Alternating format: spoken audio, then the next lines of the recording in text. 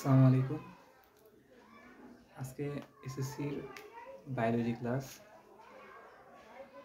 Biology ক্লাসে আজকে আমরা আলোচনা করব ফলিত জীববিজ্ঞান অর্থাৎ জীববিজ্ঞানের ফলিত শাখাগুলো এবং শ্রেণীবিন্যাস নিয়ে আলোচনা করব। এর আগের ক্লাসে আমরা জীববিজ্ঞান কী, কাকে বলে, জীববিজ্ঞানের ক্লাসিফিকেশন এবং ভৌত শাখা নিয়ে আলোচনা করেছিলাম। তো চলো আজকের ক্লাস শুরু করা যাক। শুরুতে আমি শাখাগুলো সব লিখে রাখছি যাতে টাইম অবস্থায় করে আবার লিখতে না হয়। এখন শুধু জাস্ট একটু বিশ্লেষণ করে দেবো তোমাদের সামনে। এরপর আমরা শ্রেণীবিন্যাসটা দেখব, শ্রেণীবিন্যাস কীভাবে করে।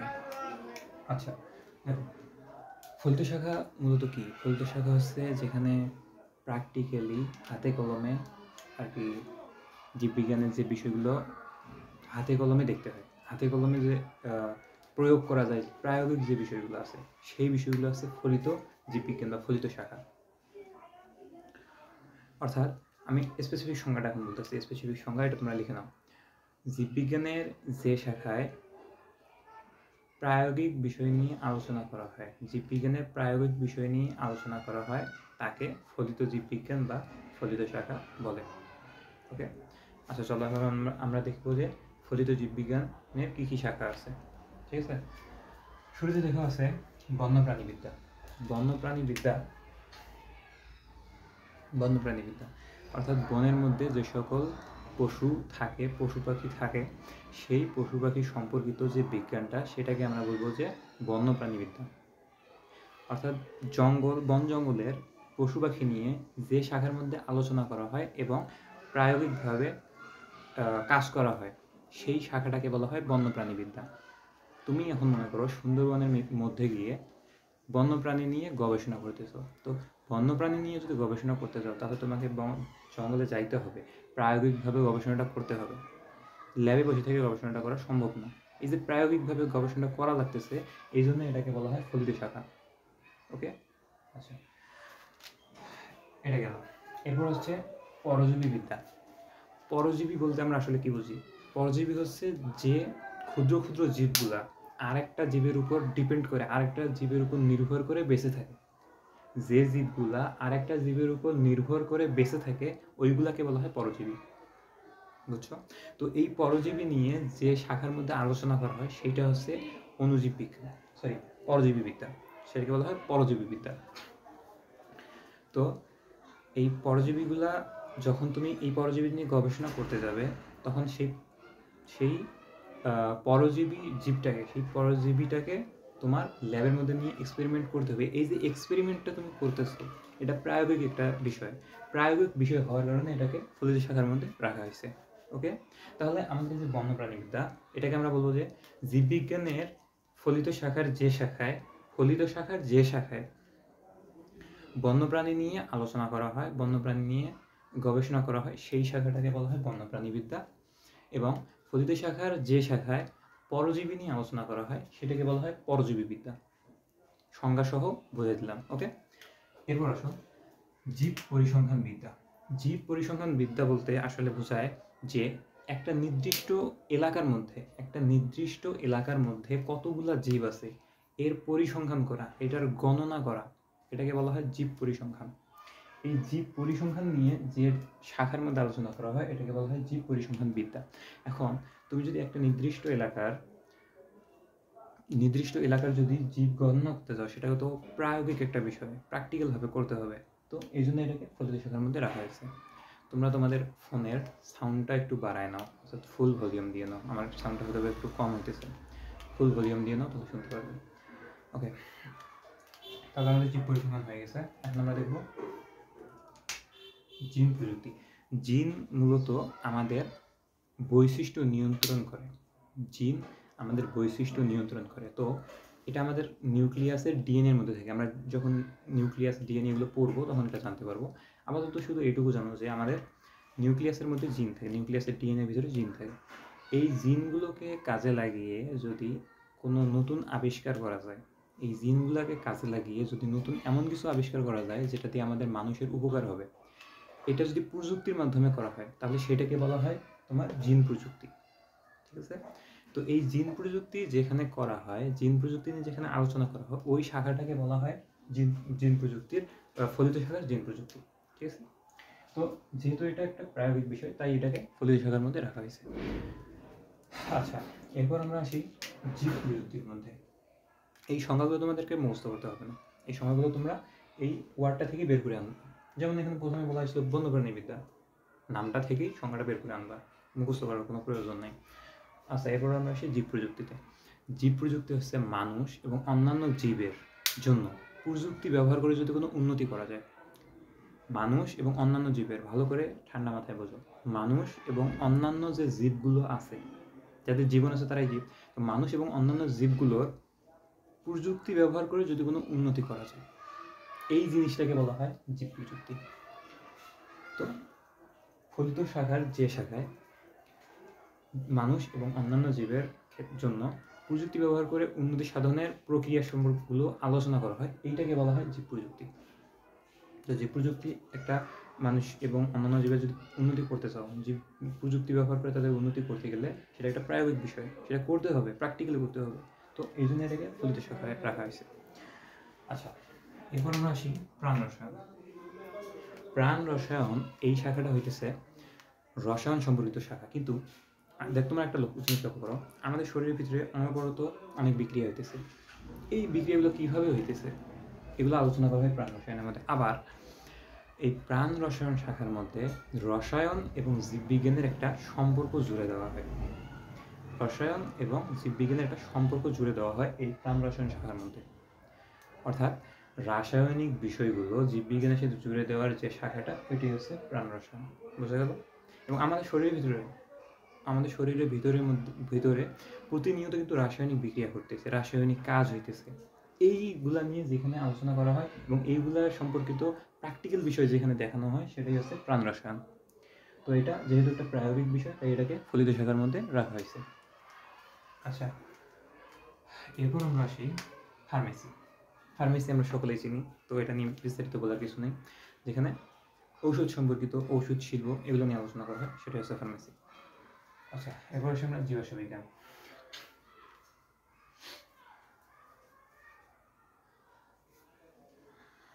তো জীববিজ্ঞানের বিভিন্ন জীব, অতীতকালের কোনো জীবের জীবাশ্ম নিয়ে যেখানে আলোচনা করা হয়, অথবা কোনো জীবের জীবাশ্ম নিয়ে যেখানে আলোচনা করা হবে, সেটাই হবে জীবাশ্ম বিজ্ঞান। অর্থাৎ অনেক বছর আগের কোনো একটা জিনিস, সেটা ভূতত্ত্বের নিচে থাকে বা কোনো একটা স্থানে থেকে যেখান থেকে আবিষ্কার করা হয়, এটাই হচ্ছে জীবাশ্ম বিজ্ঞান।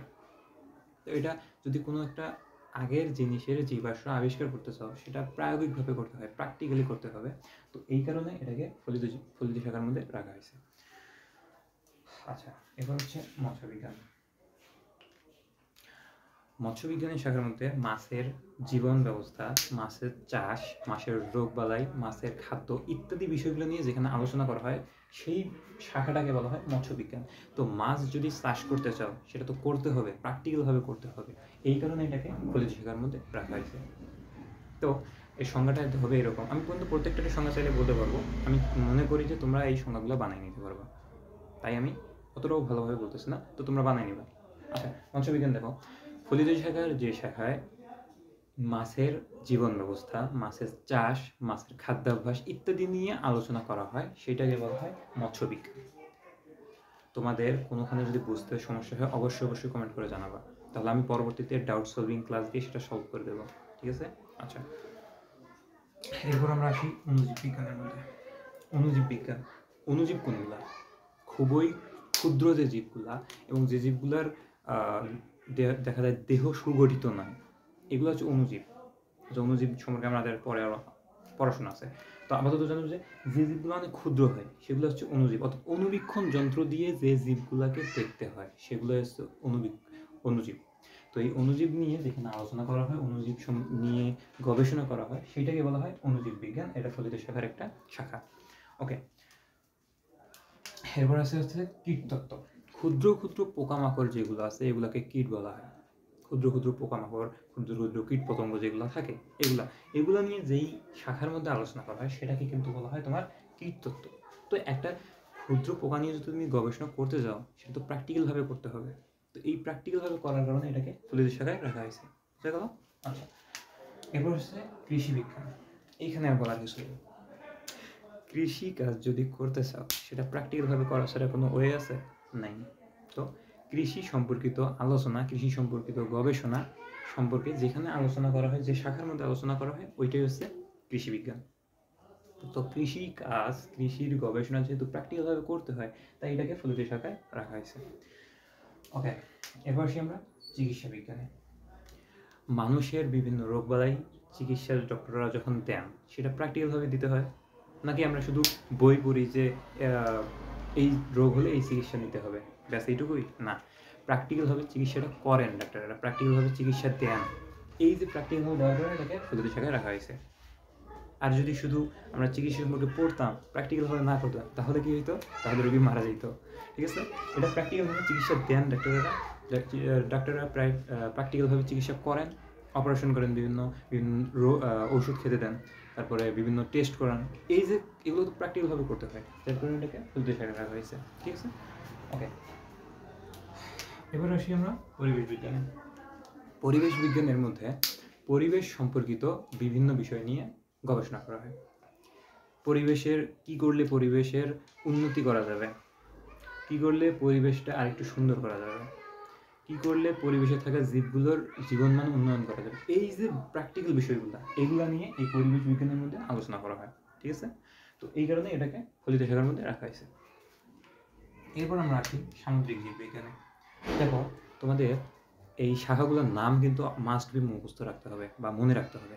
মুখস্থ বলবো না, মনে রাখতে হবে। তোমরা কয়েকবার যদি, আমি একটা টেকনিক শিখাই দেবো একটু পরে, টেকনিকটা মনে রাখলেই তোমাদের শাখাগুলোর নাম সব মনে থাকবে ইনশাল্লাহ। তো শাখাগুলোর নাম মাস্ট বি মনে রাখতে হবে, আর সংজ্ঞা এই নামগুলো থেকেই বের করে আনবা, ব্যাস। ওকে, এবার হচ্ছে কি সামুদ্রিক জীববিজ্ঞান। তো আমরা জানি কি, স্থলভাগের চাইতে কিন্তু সমুদ্রের ভাগ, অর্থাৎ পানির ভাগ অনেক অনেক বেশি। ঠিক আছে? তো এই সমুদ্রের ভিতরে থাকা জীব, সমুদ্রের ভিতরে থাকা পরিবেশ নিয়ে যে এখানে আলোচনা করা হয়, সেটাই হচ্ছে সামুদ্রিক জীববিজ্ঞান। ঠিক আছে? তো সমুদ্রের ভিতরের জীবগুলোকে নিয়ে যদি গবেষণা করতে চাও, তাহলে সমুদ্রের পানির নিচে আগে যাইতে হবে। তো সমুদ্রের পানির নিচে গিয়ে তারপর না প্র্যাকটিক্যালভাবে সেটাকে গবেষণা করতে হবে। তো এটাকে একটা প্র্যাকটিক্যাল বিষয়, সেই জন্য এটাকে ফলিত শাখার মধ্যে রাখা হয়েছে। আচ্ছা, এরপর হচ্ছে বন বিজ্ঞান। বন সম্পর্কিত গবেষণা যেখানে করা হয়, সেটাকে বলা হয় বন বিজ্ঞান। বন সম্পর্কিত গবেষণা কি? আমাদের বনের এত পার্সেন্ট জায়গায় গাছ থাকা দরকার, এত পার্সেন্ট জায়গায় প্রাণী থাকা দরকার, এত পার্সেন্ট জায়গায় জল থাকা দরকার, এত পার্সেন্ট জায়গায় মাটি থাকা দরকার। এই যে গবেষণাগুলো, এই গবেষণাগুলো এই বন বিজ্ঞানের মধ্যে করা হয়। অর্থাৎ বনের কীভাবে বনকে কাজে লাগিয়ে আমাদের উন্নতি করা যায়, বন টিকে থাকে, এই যে গবেষণাগুলো, এইগুলো করা হয় বন বিজ্ঞানের মধ্যে। আমি সরি, আসলে আশেপাশে নয়েজ আসতেছে একটু, মানে মানায় না। আচ্ছা, এটা হচ্ছে আমাদের বন বিজ্ঞান। ঠিক আছে? এরপর হচ্ছে আরেকটাই বাকি আছে, সেটা হচ্ছে বায়ো ইনফরমেটিক্স। বায়ো ইনফরমেটিক্স জিনিসটা হচ্ছে কম্পিউটার এবং প্রযুক্তি ব্যবহার করে জীবের যদি উন্নতি সাধন করা যায়, সেটাকে বলা হয় বায়ো ইনফরমেটিক্স। বোঝা গেল? আচ্ছা, তাহলে কোনো একটা জীবের যদি কম্পিউটার প্রযুক্তি ব্যবহার করে সেটা উন্নতি করতে চাও, সেটা তো প্র্যাকটিক্যালি করতে হবে, তাই না? তো এই প্র্যাকটিক্যালি করার কারণে এটাকে আমরা ফলিত শাখায় রাখছি। তো এই ছিল আমাদের ফলিত শাখা। এখন কথা হচ্ছে, এই ফলিত শাখাগুলোকে তুমি কীভাবে মনে রাখবা? ভুলেও তো যেতে পারো। তো মনে রাখার জন্য আমি টেকনিক শিখিয়ে দিতেছি এখন একটা প্র্যাকটিক্যালভাবে। ঠিক আছে? দেখো, যেগুলো একটু আগে মুছে নেই।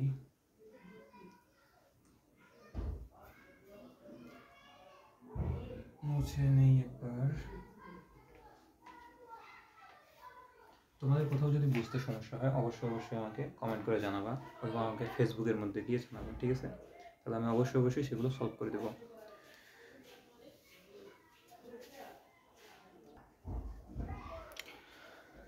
তো আমি এখন 3টা লাইন লিখবো, 3টা লাইন দেখাবো তোমাদেরকে। যে লাইনগুলো যদি তোমরা মনে রাখো, শাখাগুলোর নাম ইজিলিভাবে মনে রাখতে পারবা। তো আমি এখানে 2টা লাইন লিখছি, আর একটা লাইন একটু পরে লিখবো। তো শাখাগুলো মনে রাখার জন্য এই 3টা লাইন তোমাদের একটু মনে রাখতে হবে। এই 3টা লাইন থেকে তুমি শাখাগুলোর সব নাম মনে রাখতে পারবে। ঠিক আছে? তো তোমরা একটা জিনিস লক্ষ্য করো, বন্যা যখন আসে, এটা গল্প জাস্ট, বন্যা যখন আসে, বন্যা চলে যাওয়ার পর মানুষ, জীব, এগুলার কিন্তু পুনরায় শান্তিটা ফিরে আসে। বন্যা যখন আসে, তখন কিন্তু মানুষ একটা অস্বাভাবিক অবস্থা থেকে, অশান্তির মধ্যে থাকে। বন্যা চলে যাওয়ার পর মানুষের একটা শান্তি আবার ফিরে আসে। তো এই ধারণাটা থেকে এই লাইনটা লেখা হয়েছে যে বন্যার পর জীবের শান্তি ফিরে আসে। বুঝে গেল লাইনটা কই থেকে আনছি? আচ্ছা, এই লাইন থেকে আমরা এখন কী কী মনে রাখবো দেখো। এই যে বন্যা, কথাটা থেকে আমরা মনে রাখবো বন্য প্রাণী বিদ্যা। এখান থেকে আমি লিখে বন্য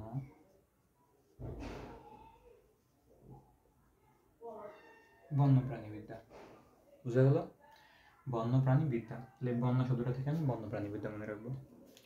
পর, এটা থেকে মনে রাখবো কি? পরজীবী বিদ্যা, পরজীবী বিদ্যা। বিদ্যাটা লিখলাম না, তোমরা লিখবা। এভাবে লাইন বাদ লেখো, লেখার পর মানে ইন্ডিকেট করে করে এই নামগুলো লিখলাম। বন্যা শব্দটা দিয়ে আমরা মনে রাখবো বন্য প্রাণী বিদ্যা। পর শব্দটা দিয়ে মনে রাখবো পরজীবী বিদ্যা। জীব শব্দটা দিয়ে মনে রাখবো আমরা জীব পরিসংখ্যান বিদ্যা।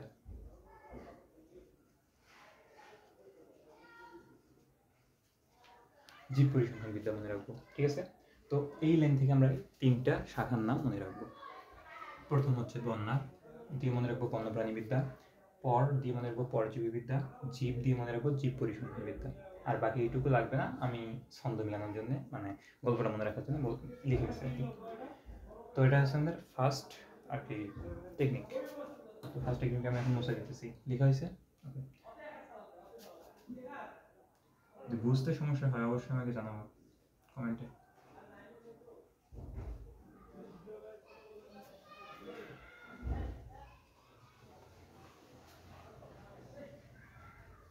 আচ্ছা, পরবর্তী লাইনটা দেখো।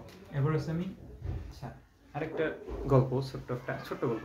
আগেটা একটা যেমন গল্প ছিল, এটাও একটা ছোট্ট গল্প। তো একটা মানুষের নাম ছিল জীবন।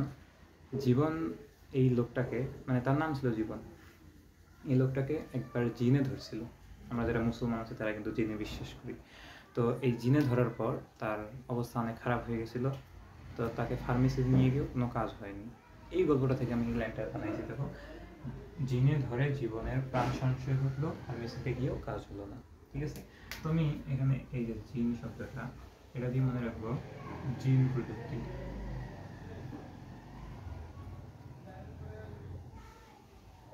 জিন প্রযুক্তি, ওকে? ধরে এটা তুমি লাইনটা মনে রাখার জন্য। তারপরে যে জীবনের, এটা দিয়ে মনে রাখবো জীব প্রযুক্তি।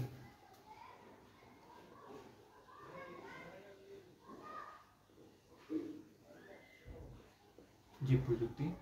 প্রাণ শব্দটা দিয়ে মনে রাখবো প্রাণ রসায়ন।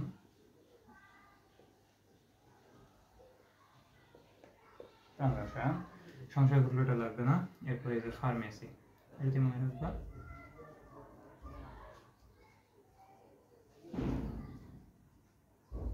ফার্মেসি, ওকে?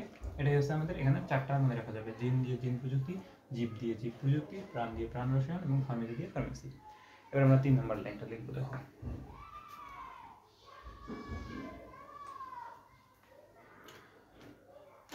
এবার আমরা 3 নম্বর লাইনটা লিখতেছি দেখো। এটা হচ্ছে জিম। আচ্ছা, আগে গল্পটা বলি, এখানে একটা ছোট্ট গল্প। তো জিম এবং অনু দুইজন বন্ধু সামুদ্রিক বনের মধ্যে বেড়াইতে গেল, গিয়ে সেখানে তথ্য জোগাড় করলো। এই থিওরিটাকে কাজে লাগিয়ে এখন একটা লাইন লিখবো দেখো।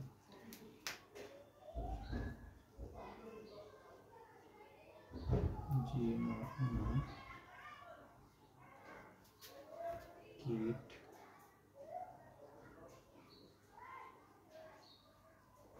কৃষি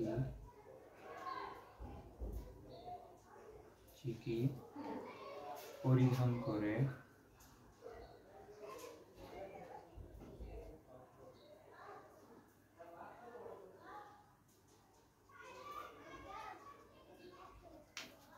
সামুদ্রিক বনে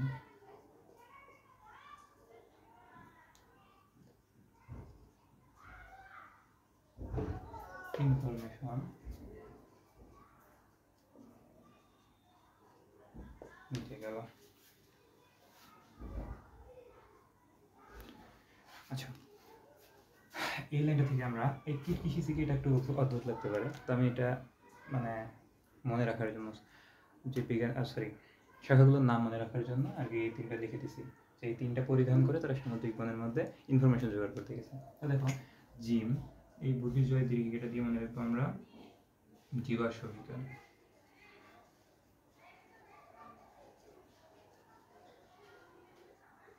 জীবাশ্ম বিজ্ঞান। ম, এই যে ম, এটা দিয়ে মনে রাখবো মৎস্য বিজ্ঞান।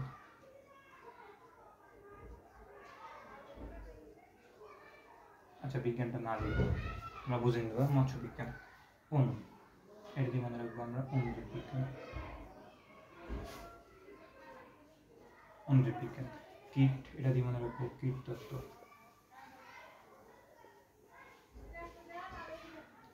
কীট তত্ত্ব।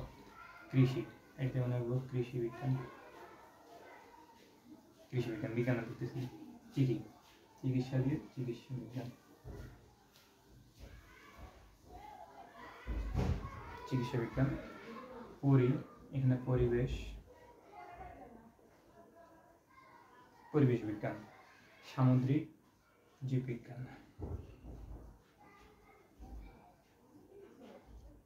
সামুদ্রিক জীববিজ্ঞান। তারপরে এই যে বন, এখানে হচ্ছে বন বিজ্ঞান।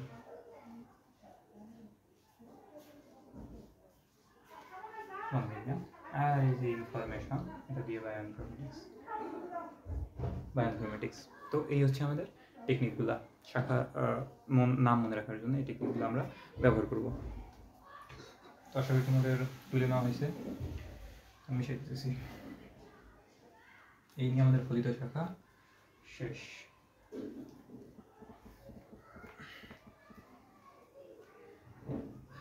আমি কিন্তু বারবার বলতেছি যে তোমাদের যদি কোনো কোথাও বুঝতে সমস্যা হয় সেটা আমাকে অবশ্যই জানাবো, তাহলে আমি সেটা পরবর্তীতে একটা ডাউট সলভিং ক্লাস নিয়ে সলভ করে দেবো।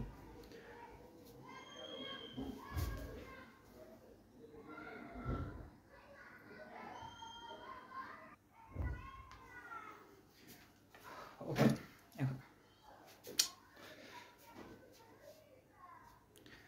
আচ্ছা, আসলে সামনে কেউ নাই ক্যামেরার সামনে, যার কারণে আমাকে ক্যামেরা মেনটেন করতে হতেছে, প্লাস বোঝাতে হতেছে তোমাদেরকে। তো আমরা এখন শ্রেণীবিন্যাস নিয়ে আলোচনা করব। প্রথমে আমরা দেখব শ্রেণীবিন্যাস জিনিসটা আসলে কি। শ্রেণীবিন্যাসের সংজ্ঞাটা আমি আগে লিখে দিতেছি, সংজ্ঞাটা লিখে দেওয়ার পর তারপর বুঝাইতেছি শ্রেণীবিন্যাসটা আসলে কি। আমি লিখতেছি না, আমি লিখবো না, তোমাদেরকে লিখতে হবে, আমি বলতেছি। জীবজগতে দেখো, জীবজগতে বিভিন্ন জীবের আকার, আকৃতি, গঠন, প্রকৃতি এবং খাদ্যাভ্যাস, এগুলো লিখতেছি। দেখো আকার আকৃতি, দেখো আকার, আকৃতি, গঠন, প্রকৃতি,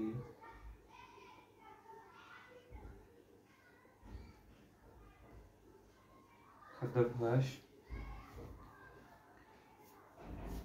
সাদৃশ্য,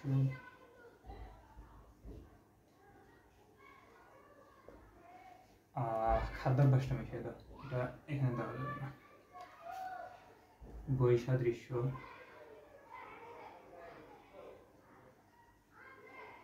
বৈসাদৃশ্য, সাদৃশ্য, বৈসাদৃশ্য, এইগুলোর উপর ভিত্তি করে জীবজগতে বিভিন্ন জীবের আকার, আকৃতি, গঠন, প্রকৃতি, বৈসাদৃশ্য, সাদৃশ্য ইত্যাদির উপর ভিত্তি করে বিজ্ঞানসম্মত উপায়ে, এগুলোর উপর ভিত্তি করে, এগুলোর উপর ভিত্তি করে বিজ্ঞানসম্মত উপায়ে, আমি কিন্তু একটার পর একটা সাজাই বলতেছি, ঠিক আছে? বিজ্ঞানসম্মত ভাবে আসলে লিখে দিতেছি,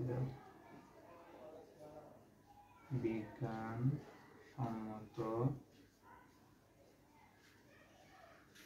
উপায়ে জীব আবার কিন্তু বলতেছি, জীবজগতে বিভিন্ন জীবের আকার, আকৃতি, গঠন, প্রকৃতি, বৈসাদৃশ্য, সাদৃশ্য ইত্যাদির উপর ভিত্তি করে বিজ্ঞানসম্মত উপায়ে তাদেরকে বিভিন্ন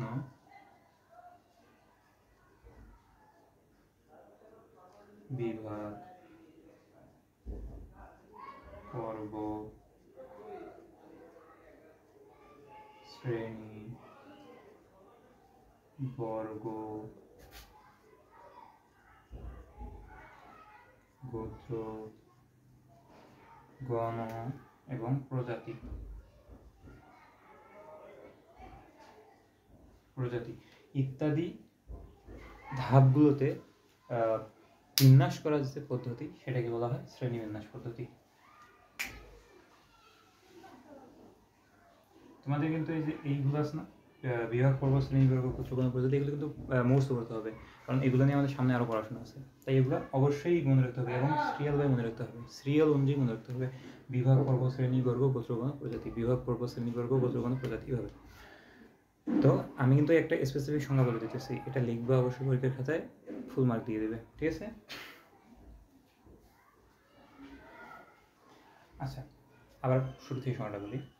জীবজগতে বিভিন্ন জীবের আকার, আকৃতি, গঠন, প্রকৃতি, বৈসাদৃশ্য এবং সাদৃশ্যের উপর ভিত্তি করে বিজ্ঞানসম্মত উপায়ে বিভিন্ন বিভাগ, পর্ব, শ্রেণী, বর্গ, গোত্র, গণ, প্রজাতি, পর্যায়ক্রমিক ধাপ বা স্তরে, এগুলো হচ্ছে পর্যায়ক্রমিক ধাপ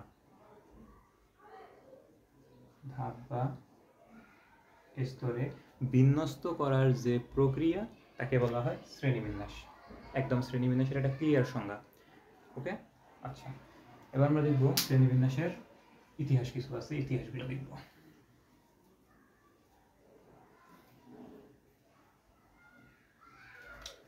আচ্ছা,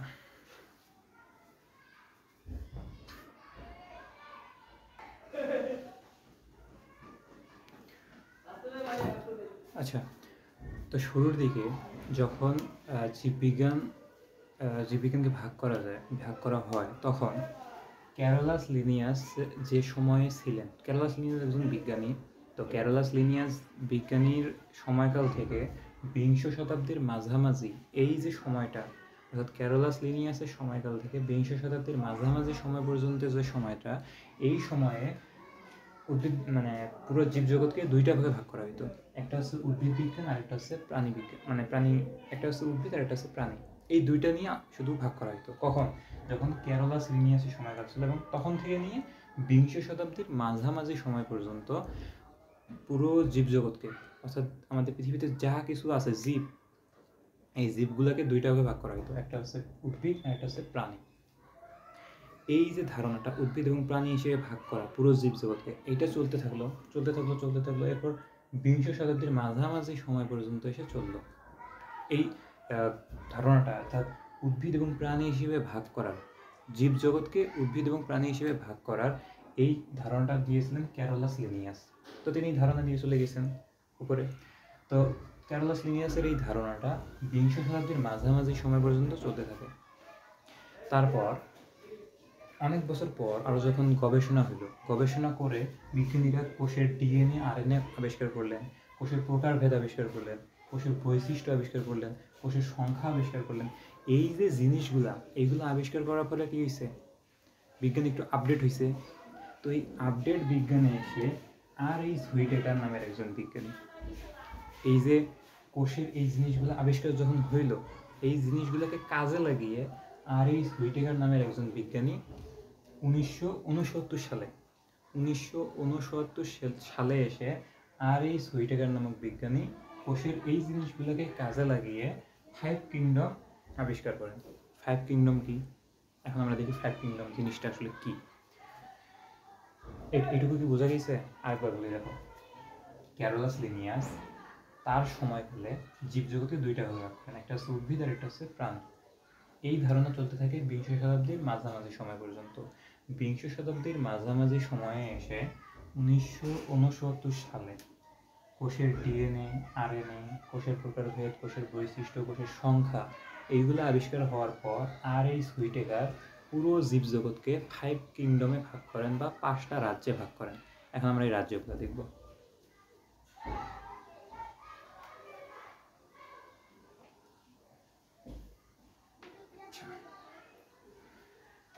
কি কি 5টা রাজ্যে ভাগ করেন? প্রথম রাজ্য মনেরা,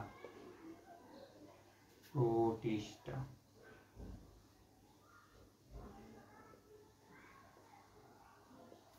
ফাঞ্জাই,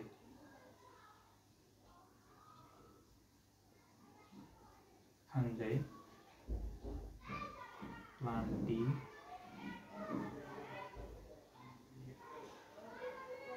প্লান্টি, আর শেষেরটা হচ্ছে এনিমেলিয়া।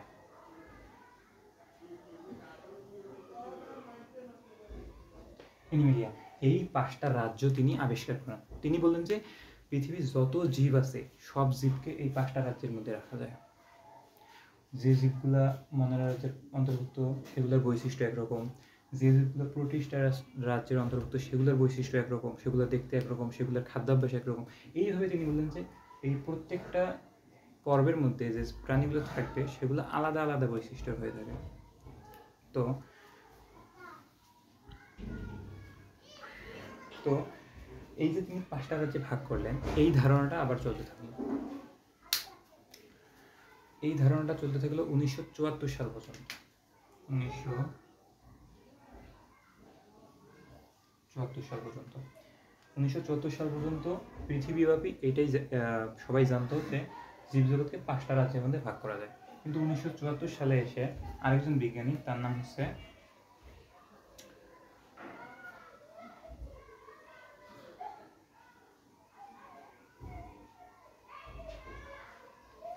সরি 1974 সালে এসে আরেকজন বিজ্ঞানী, তার নাম হচ্ছে মারিওলিস।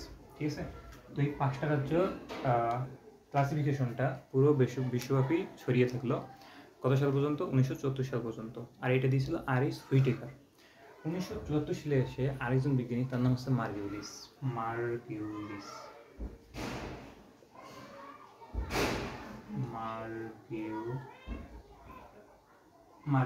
ঠিক আছে।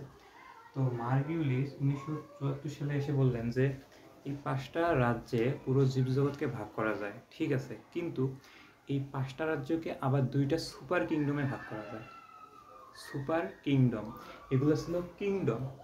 আর মার্কিউলিস এসে বললেন সুপার কিংডম, 2টা সুপার কিংডম তিনি দিলেন এবং এই 5টা রাজ্যকে ওই 2টা সুপার কিংডমের মধ্যে অন্তর্ভুক্ত করে দিলেন। বুঝা গেল? আচ্ছা, তো আরিস হুইটেকার 5টা রাজ্যে ভাগ করে দিয়ে গেলেন পুরো জীবজগৎকে। 1974 সাল পর্যন্ত এই ধারণা সবাই মেনে নিল, কিন্তু 1974 সালে এসে মার্কিউলিস একজন বিজ্ঞানী, তিনি বললেন যে এই 5টা রাজ্যে পুরো জীবজগৎকে ভাগ করা যায়, ঠিক আছে, কিন্তু পুরো জীবজগৎকে 2টা সুপার কিংডমেও ভাগ করা যায় এবং এই 5টা রাজ্যকে ওই 2টা সুপার কিংডমের মধ্যে অন্তর্ভুক্ত করা যায়। তো এই 2টা সুপার কিংডম এখন আমরা দেখব। আচ্ছা, প্রথমটা আছে সুপার কিংডম 1।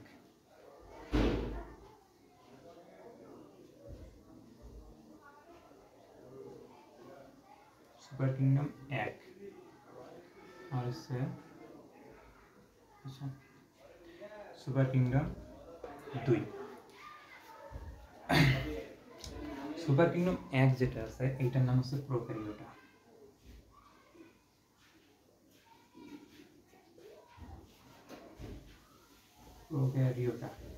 সুপার কিংডম 2 হচ্ছে ইউক্যারিওটা।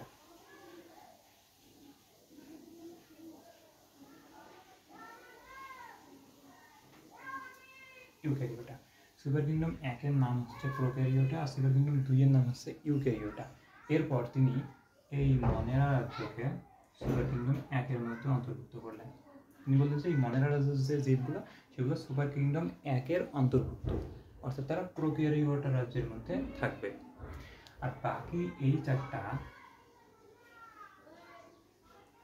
আছে এই চারটাকে তিনি সুপার কিংডম 2 এর মধ্যে অন্তর্ভুক্ত করে দিলেন মার্কিউলিস প্রোটিস্টা, ফাঞ্জাই, প্লান্টি এবং এনিমেলিয়া এই চারটাকে সুপার কিংডম 2 অর্থাৎ ইউক্যারিওটার মধ্যে অন্তর্ভুক্ত করে দিলেন আর মনেরাটাকে সুপার কিংডম 1 এর মধ্যে অন্তর্ভুক্ত করে দিলেন।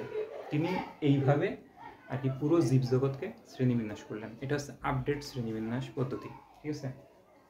আচ্ছা, এটা হচ্ছে শ্রেণীবিন্যাস। এখন আমরা